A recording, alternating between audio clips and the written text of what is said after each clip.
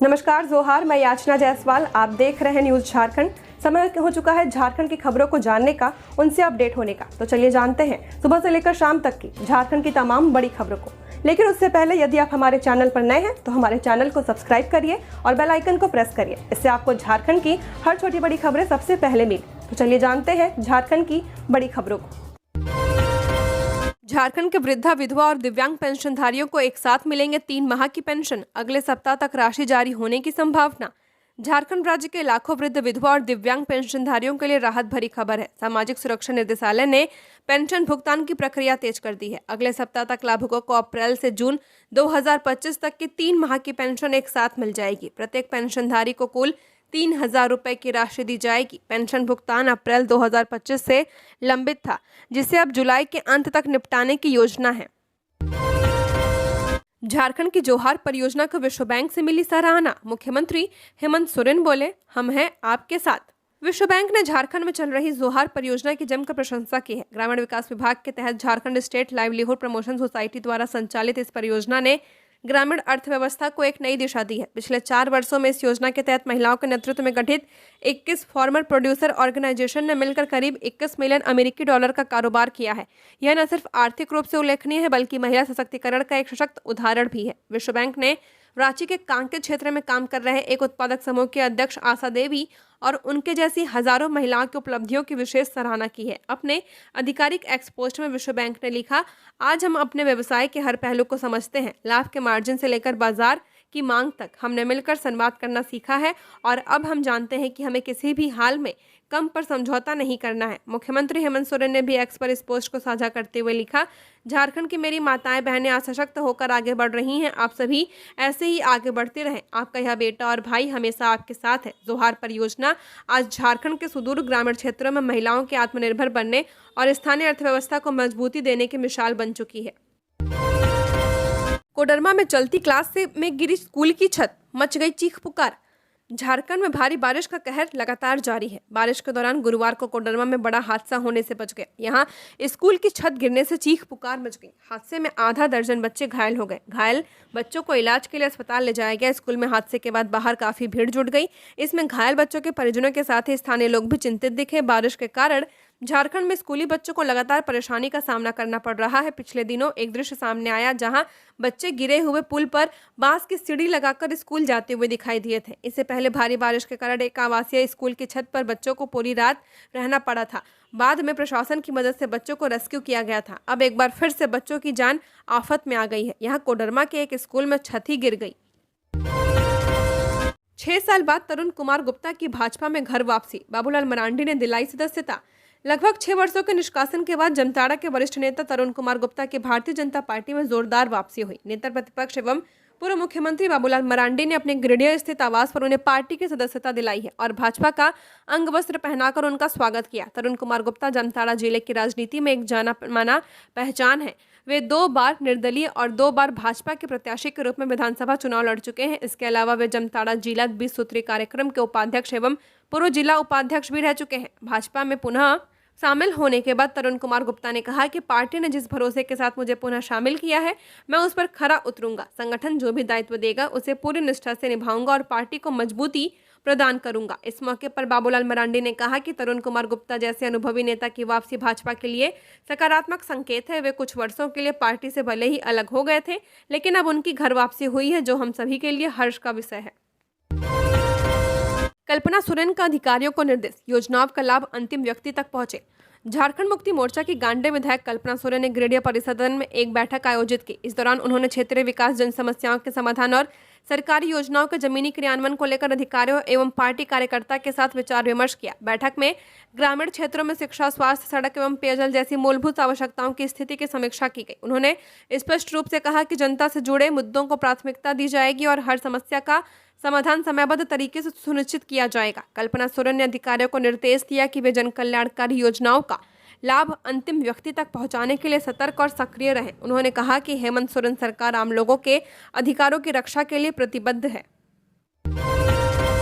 चतरा के नावाटांड़ में हाथियों का कहर। गांव में घुसा 10 हाथियों का झुंड। 1 घंटे तक मचाया उत्पात। कई घरों में की तोड़फोड़।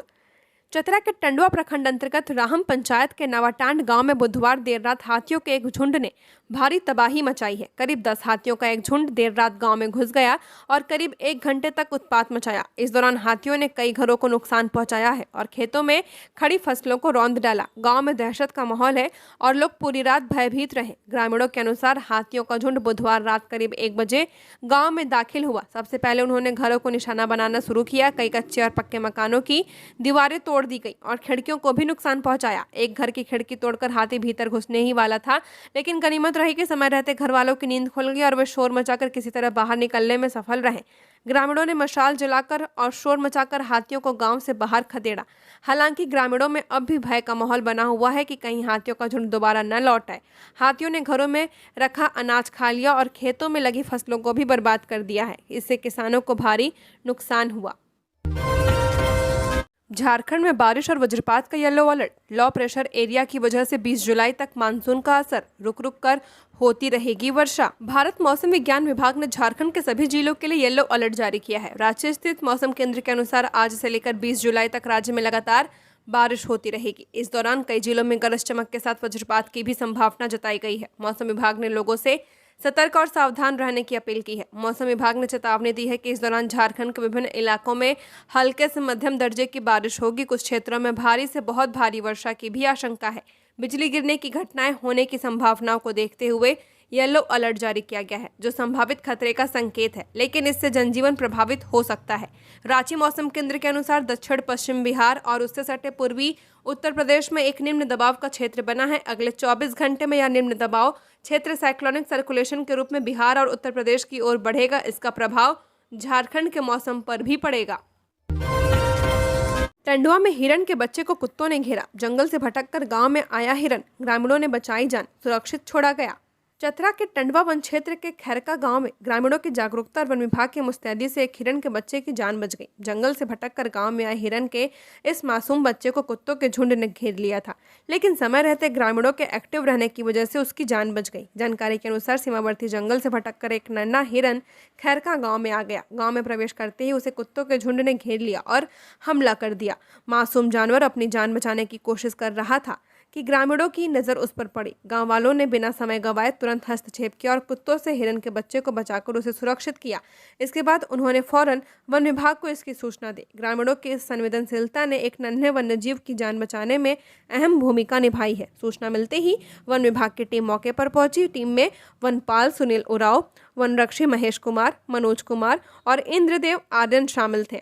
वन कर्मियों ने हिरण के बच्चे की प्राथमिकता जांच कर यह सुनिश्चित किया कि उसे कोई गंभीर चोट तो नहीं आई। सौभाग्य से उसे केवल मामूली खरोंचें आई थी और वह पूरी तरह स्वस्थ पाया गया। ओरमांझी इलाके से अवैध नकली पनीर की बड़ी खेप जब्त। राजधानी रांची के ओरमांझी इलाके से नकली पनीर बरामद किया गया है। आज अनुमंडल पदाधिकारी सदर के नेतृत्व में ओरमांझी थाना द्वारा बड़ी मात्रा में अवैध नकली पनीर की खेप को पकड़ा गया। यह पनीर टेम्पो वाहन के माध्यम से रांची लाया जा रहा था। सूचना प्राप्त होते ही खाद्य सुरक्षा पदाधिकारी रांची के निर्देशन में खाद्य सुरक्षा टीम द्वारा त्वरित कार्रवाई करते हुए उक्त नकली पनीर को जब्त कर लिया गया है। प्रारंभिक जांच में पनीर के गुणवत्ताहीन एवं मानक विहीन होने की पुष्टि हुई है। इस संदर्भ में खाद्य सुरक्षा और मानक अधिनियम 2006 की सुसंगत धाराओं के तहत अग्रतर विधि सम्मत कार्रवाई की जा रही है। खाद्य सुरक्षा विभाग इस प्रकार की अवैध गतिविधियों के विरुद्ध कड़ी निगरानी एवं कठोर कार्रवाई के लिए प्रतिबद्ध है। बाबाधाम में लगातार बढ़ रही कांवरियों की भीड़। देर रात तक 1 लाख से ज्यादा लोगों ने किए जलाभिषेक। सावन महीने की शुरुआत होने के बाद से प्रतिदिन लाखों से ज्यादा कांवरिया बाबाधाम पहुंच रहे हैं। कुछ कांवरिया डाक बम में तो कुछ साधारण बम में नजर आ रहे हैं। बोलबम और बाबा एक सहारा जैसे नारों की गूंज चारों ओर सुनाई दे रही है। मानो पूरा शहर शिव भक्ति में डूबा हुआ है। रूट लाइन और कांवरिया पथ पर भक्तों की 24 घंटे भारी भीड़ देखने को मिल रही है। आज गुरुवार को भी सुबह से ही मंदिर परिसर और शहर में बने कांवरिया पथ पर भक्तों की भीड़ देखने को मिली। कांवरियों की भीड़ को देखते हुए आज गुरुवार की सुबह 4:30 बजे भगवान भोलेनाथ का पट खोल दिया गया था। कई कांवरिया देर रात ही कतार में लग गए थे। बुधवार रात 8 बजे तक करीब 1,30,000 कांवरियों ने अर्घा सिस्टम के माध्यम से जलाभिषेक किया था। शराब पीने वाले चूहों की होगी पहचान और सख्त कार्रवाई। झारखंड के मंत्री योगेंद्र प्रसाद का बड़ा बयान। झारखंड में सरकारी शराब दुकानों से शराब गायब होने के मामले में अब चूहों की भूमिका पर भी सवाल उठ रहे हैं। धनबाद के बलियापुर और प्रधान खंता स्थित 2 सरकारी शराब दुकानों से कुल 802 बोतल विदेशी शराब गायब होने के मामले ने तूल पकड़ लिया है। दुकान संचालकों ने इस गायब हुई शराब का ठिकरा चूहों पर फोड़ा है, लेकिन अब राज्य सरकार ने राज्य के उत्पाद एवं मद्य निषेध मंत्री योगेंद्र प्रसाद ने स्पष्ट शब्दों में कहा कि अब यह जांच का विषय होगा कि शराब जमीन पर रेंगने वाले चूहों ने पी या फिर 2 पैरों पर चलने वाले चूहों ने गटक ली है। मंत्री ने कहा कि यह हेमंत सरकार पार्ट 2 है और इस बार किसी भी तरह की लापरवाही या लीपापोती को बख्शा नहीं जाएगा। पलामू में नहाते समय डूबे किशोर का शव मिला, 22 घंटे चली तलाशी, आहर में तैरता दिखा 16 साल के शाहिद का शव। पलामू के चैनपुर थाना क्षेत्र के शाहपुर नई मोहल्ला में स्थित निमिया आहर में एक किशोर की डूबने से मौत हो गई है। मृतक की पहचान शाहपुर लालगंज निवासी 16 वर्षीय शाहिद उर्फ कारू खान के रूप में की गई। बुधवार सुबह 11 बजे शाहिद अपने दोस्तों के साथ नीमिया आहर में नहा रहा था। इसी दौरान वह अचानक लापता हो गया। आहर में गहरा पानी होने के कारण उसके डूबकर मिट्टी में धंसने की आशंका जताई गई। घटना की सूचना मिलते ही वार्ड 31 के प्रथम पार्षद प्रमीला देवी प्रशासनिक टीम के साथ मौके पर पहुंची। स्थानीय स्तर पर तलाश में सफलता नहीं मिलने पर एनडीआरएफ को बुलाने की योजना बनाई गई। लगातार बारिश के कारण आहर लबालब भरा हुआ था। प्रशासन ने जेसीबी की मदद से आहर का पानी कम करवाया। 22 घंटे की लगातार खोजबीन के बाद आज गुरुवार सुबह 9 बजे शाहिद का शव आहर में तैरता हुआ मिला। राजमहल कोल परियोजना की सड़कें बनी जानलेवा, साहिबगंज और पाकुड़ को गोड्डा से जोड़ती है सड़क, एम्बुलेंस तक नहीं पहुंच पाती। गोड्डा में ईसीएल के राजमहल कोल परियोजना अंतर्गत ललमटिया क्षेत्र की सड़कें इन दिनों बुरी तरह से जर्जर हो चुकी हैं। परियोजना क्षेत्र के भीतर और आसपास की सड़कें अब खतरनाक बन चुकी हैं, जिससे आवागमन एक बड़ी चुनौती बन गया है। परियोजना के मेन रोड से लेकर ग्रामीण इलाकों को जोड़ने वाली सड़कों की हालत इतनी खराब है कि आम लोगों के साथ साथ मरीजों और गर्भवती महिलाओं को भी अस्पताल पहुंचने में भारी परेशानी झेलनी पड़ रही है। बांसडिया से भेरंडा के बीच लगभग 2 किलोमीटर सड़क इतनी क्षतिग्रस्त हो चुकी है कि एम्बुलेंस तक यहां नहीं चल पा रही। यह सड़क न केवल स्थानीय लोगों के लिए अहम है, बल्कि गोड्डा को साहिबगंज और पाकुड़ जैसे जिलों से जोड़ता है। इसके बावजूद ईसीएल की उदासीनता साफ नजर आती है। इन सड़कों की मरम्मत की जिम्मेदारी ईसीएल की है, लेकिन अब तक कोई ठोस पहल नहीं की गई है। ऑस्ट्रेलिया से देवघर पहुंचे 4 भक्त, जलाभिषेक कर बाबा से मांगा आशीर्वाद, बोले भारत की आध्यात्मिकता ने बदला जीवन। देवघर स्थित बाबा बैजनाथ धाम सावन माह में सिर्फ देश ही नहीं बल्कि विदेशों से भी श्रद्धालुओं को आकर्षित कर रहा है। यहाँ ऑस्ट्रेलिया के पर्थ शहर से 4 भक्त बाबा बैजनाथ के दर्शन के लिए पहुंचे हैं। उन्होंने विधिवत जलाभिषेक कर बाबा से आशीर्वाद प्राप्त किया। ये सभी श्रद्धालु ऋषिकेश स्थित असत्यम वैदिक योग स्कूल के संचालक योगाचार्य सोमदत्त अमोली के सानिध्य में भारत भ्रमण पर निकले हैं। उनके साथ Stephanie Augustin, Daniel Augustin, Elisa डॉलजैक और मार्कस ऑगस्टिन ने भी बाबा बैजनाथ के दर्शन किए। चारों विदेशी भक्त योग और भारतीय आध्यात्मिक परंपरा की शिक्षा प्राप्त कर रहे हैं। जमशेदपुर के गोविंदपुर में डेंगू मरीज मिलने के बाद एंटी लार्वा का छिड़काव, घर घर चलाया गया जागरूकता अभियान। गोविंदपुर स्थित शेषनगर और बालाजी नगर में डेंगू के मरीज मिलने की सूचना पर जिला परिषद सदस्य डॉक्टर परितोष सिंह के द्वारा संभावित क्षेत्र में घर घर जाकर एंटी लार्वा का छिड़काव करवाया गया। साथ ही स्थानीय लोगों को डेंगू मच्छर के प्रति जागरूक किया गया। इस संबंध में जानकारी देते हुए डॉक्टर परितोष ने कहा कि इस जोन में प्रत्येक वर्ष डेंगू के मरीज पाए जाते हैं। लोगों में जागरूकता का अभाव है। उन्होंने आगे कहा, जिला मलेरिया विभाग ये जानता है ये जोन हमेशा से प्रभावित रहता है, फिर भी डेंगू फैलाने के बाद सिर्फ खानापूर्ति की जाती है। उन्होंने कहा कि मलेरिया विभाग के अधिकारी बिष्टुपुर कार्यालय से बाहर ही नहीं निकलते। स्थानीय कंपनी अखबार में खबर चलने के बाद फोटो खिंचवाने के लिए सक्रिय हो जाते हैं। ऐसे में पूरे गोविंदपुर क्षेत्र में गंदगी का अंबार है। दिल्ली से गोवा जा रही इंडिगो फ्लाइट की मुंबई में इमरजेंसी लैंडिंग, इंजन फेल होने से मची खलबली। दिल्ली से गोवा के लिए रवाना हुई इंडिगो एयरलाइंस की फ्लाइट बुधवार को मुंबई में आपातकालीन लैंडिंग करानी पड़ी। उड़ान भरने के कुछ देर बाद ही विमान के एक इंजन में तकनीकी खराबी आ गई। पायलट ने सतर्कता दिखाते हुए करीब 17 मिनट तक विमान को हवा में घुमाने के बाद मुंबई एयरपोर्ट पर सुरक्षित उतार लिया। बता दें कि 12 जून को अहमदाबाद में हुए विमान हादसे के बाद देश में विमानों में तकनीकी दिक्कतों के कई मामले सामने आ चुके हैं। एक आरटीआई रिपोर्ट के मुताबिक बीते 5 सालों में भारत में विमानों के इंजन फेल होने के 65 मामले दर्ज किए गए हैं। इसी तरह बुधवार सुबह दुबई से लखनऊ पहुंची एयर इंडिया एक्सप्रेस की फ्लाइट में भी तकनीकी खराबी आ गई। जांच के बाद विमान को उड़ान से रोक दिया गया। सभी 166 यात्रियों को होटल में ठहराया गया। बोर्डिंग के बाद जैसे ही पायलट ने इंजन स्टार्ट किया, गड़बड़ी सामने आई थी। इंजीनियरों की कोशिश के बावजूद समस्या हल नहीं हुई, जिसके बाद उड़ान रद्द कर दी गई। 7 साल की बच्ची के साथ दूध वाले ने किया दुष्कर्म, कोर्ट ने सुनाई 25 साल की सजा। पलामू के मेदिनीनगर में 6 मई 2023 को एक 7 साल की बच्ची के साथ दूध वाले ने दुष्कर्म की घटना को अंजाम दिया था। इस मामले में पॉक्सो कोर्ट ने फैसला सुनाया है। दोषी विजय तिवारी को 25 साल की सजा और 30,000 जुर्माना लगाया। विजय तिवारी रांची रोड का रहने वाला है। वह पीड़िता के घर में दूध देने जाता था। घटना वाले दिन बच्ची घर पर अकेली थी। शाम को आरोपी बच्ची को बहला फुसलाकर पास के एक निर्माणाधीन मकान में ले गया। बच्ची के माता पिता जब घर लौटे तो बच्ची को घर में न पाकर वह परेशान हो गए। उसकी खोजबीन शुरू की। वहां खेल रहे बच्चों ने बताया कि दूध वाले विजय मामा बच्ची को ले गए हैं। माता पिता जब बताए गए मकान में पहुंचे और आवाज दी तो विजय ने बच्ची को छोड़ दिया। बच्ची रोते हुए बाहर आई और अपने साथ हुई घटना बताई। आरोपी वहां से फरार हो चुका था। परिवार ने शहर थाने में शिकायत दर्ज कराई। पुलिस ने तत्काल कार्रवाई करते हुए 45 वर्षीय आरोपी को उसके घर से गिरफ्तार कर लिया। 2 साल की कार्रवाई के बाद कोर्ट ने यह फैसला सुनाया है। JCAPCPL कर्मचारियों का बढ़ा वेतन, अब 14,000 बढ़कर आएगी सैलरी। जमशेदपुर में टाटा स्टील परिसर स्थित जापानी कंपनी निप्पन स्टील और टाटा स्टील की संयुक्त साझेदारी वाले उद्यम JCAPCPL के कर्मचारियों के वेज रिवीजन पर बुधवार देर रात यूनाइटेड क्लब में प्रबंधन और यूनियन के बीच समझौता हस्ताक्षरित हो गया। समझौते के तहत कर्मचारियों के वेतन में प्रति माह 14,000 रुपये की वृद्धि की गई है। यह समझौता 7 वर्ष की अवधि के लिए प्रभावी होगा। कर्मचारियों के 1 जनवरी के 7% DA को बेसिक में मर्ज कर दिया जाएगा। प्रति कर्मचारी को 2 लाख रुपए एरियर मिलेगा, जिसे सितंबर के पहले भुगतान कर दिया जाएगा। समझौते पर प्रबंधन की ओर से MD Abhijit नानोती, CHRO AK Singh, AGM Tausif, CFO Praveen Hegde तथा यूनियन की ओर से अध्यक्ष R रवि प्रसाद, कार्यकारी अध्यक्ष शहनवाज आलम, महासचिव रवि कुमार समेत अन्य ने हस्ताक्षर किए।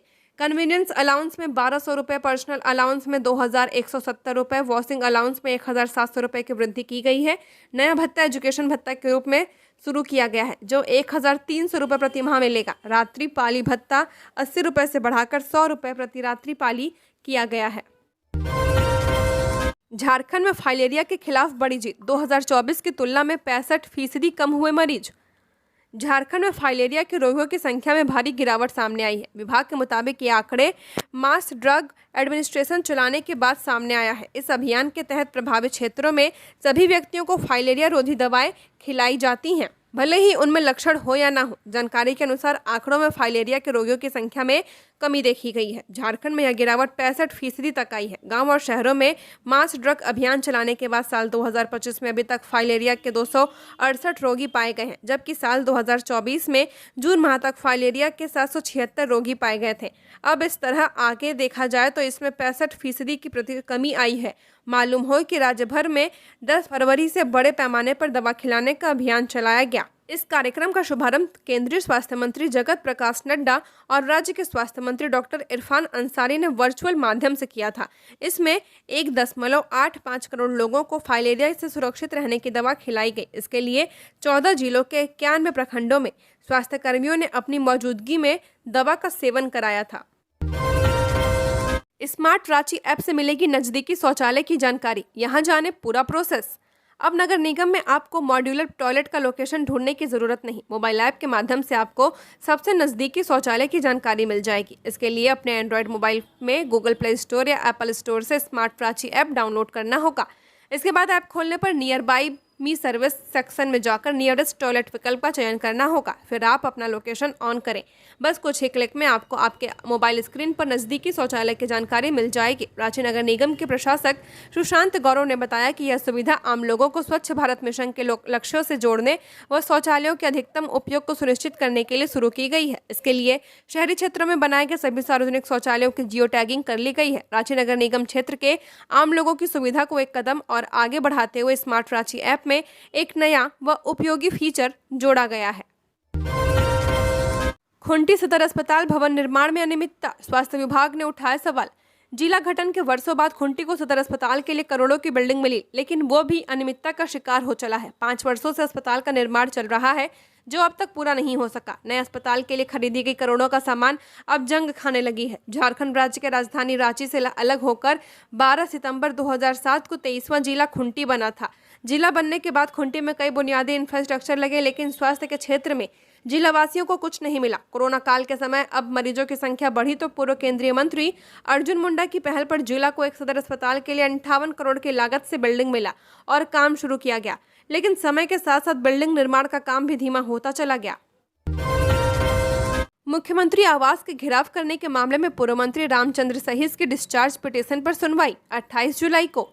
मुख्यमंत्री आवास का घेराव करने के मामले में पूर्व मंत्री रामचंद्र सहीस की डिस्चार्ज पिटीशन पर सुनवाई 28 जुलाई को एमपी एमएलए की विशेष कोर्ट में होगी। अभियोजन पक्ष को मामले में जवाब दाखिल करना है। रामचंद्र सहीस ने 13 मई को डिस्चार्ज पिटीशन दाखिल कर कोर्ट से खुद को आरोप मुक्त करने की गुहार लगाई है। मामले में पूर्व में आजसू सुप्रीमो सुदेश महतो और सांसद चंद्र प्रकाश चौधरी की डिस्चार्ज पिटीशन खारिज कर दी गई है। इन पर अब आरोप गठित होना है। कोर्ट ने आरोपियों पर आरोप गठित करने के लिए 28 जुलाई की तिथि निर्धारित की है। सरकार का जवाब नहीं मिलने से एनजीटी ने लगाई फटकार, कहा जवाब नहीं दिया तो लगेगा जुर्माना। हजारीबाग जिले में एनटीपीसी द्वारा कथित तौर पर वन शर्तों का उल्लंघन कर सड़क मार्ग से कोयला ट्रांसपोर्टेशन किए जाने के मामले में गुरुवार को राष्ट्रीय हरित अधिकरण की कोलकाता बेंच में सुनवाई की गई। इस दौरान ट्रिब्यूनल ने झारखंड सरकार और संबंधित विभागों की ओर से जवाब नहीं दिए जाने पर कड़ी नाराजगी जताई है। PCCF Jharkhand, PCCF wild life प्रदूषण नियंत्रण बोर्ड और हजारीबाग उपायुक्त के अधिवक्ताओं द्वारा समय मांगे जाने पर कोर्ट ने फटकार लगाते हुए मौखिक रूप से यह कहा कि यदि शीघ्र जवाब दाखिल नहीं किया गया तो जुर्माना लगाया जाएगा। दरअसल सोशल एक्टिविस्ट शनिकांत उर्फ मंटू सोनी ने वन विभाग के अधिकारियों पर गंभीर आरोप लगाते हुए एनजीटी के नई दिल्ली स्थित प्रिंसिपल बेंच में याचिका दाखिल की थी। 8 मई 2025 को सुनवाई के बाद यह मामला कोलकाता बेंच को स्थानांतरित कर दिया गया था, जहां सभी प्रतिवादियों को नोटिस जारी करने का आदेश दिया था। बोकारो एयरपोर्ट को लेकर तेज हुई सुगबुगाहट, डीसी ने की अहम बैठक, वॉच टावर निर्माण और अतिक्रमण हटाने के निर्देश। बोकारो एयरपोर्ट के संचालन को लेकर प्रशासनिक गतिविधियां तेज हो गई हैं। इसी क्रम में उपायुक्त अजय नाथ झा ने सोमवार को अपने गोपनीय कार्यालय कक्ष में बीएसएल प्रबंधन, airport authority of India, one विभाग, सिविल सर्जन तथा अन्य वरीय अधिकारियों के साथ महत्वपूर्ण बैठक की। बैठक का मकसद एयरपोर्ट के शीघ्र संचालन के लिए आवश्यक तैयारियों की समीक्षा और समयबद्ध कार्यान्वयन सुनिश्चित करना था।